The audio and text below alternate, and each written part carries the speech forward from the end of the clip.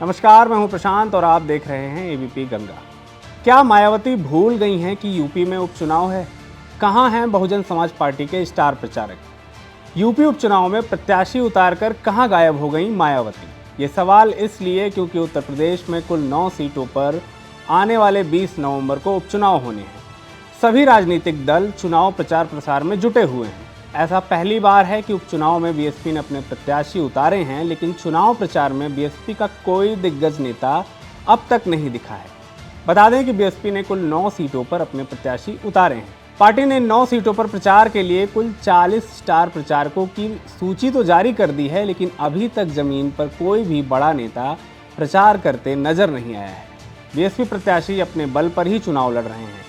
Party के national coordinator Akash Anand भी इन दिनों पार्टी के प्रचार में अब तक नहीं देखे गए हैं। यूपी उपचुनाव में बसपा को भाजपा सपा के बाद आज़ाद समाज पार्टी भी चुनौती दे रही है।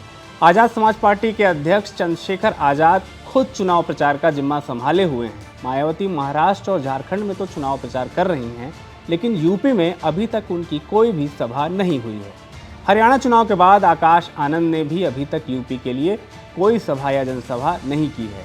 पार्टी के प्रदेश अध्यक्ष विश्वनाथ पाल भले ही प्रचार में दिख रहे हैं, लेकिन और कोई बड़ा नेता उपचुनाव में सक्रिय नहीं दिख रहा है।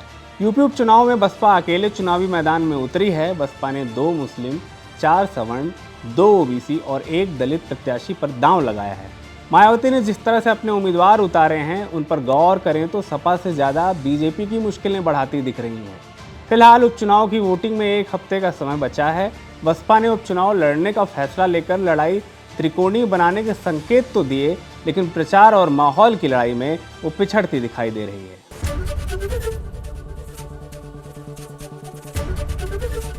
एबीपी गंगा, खबर आपकी, जुबान आपकी।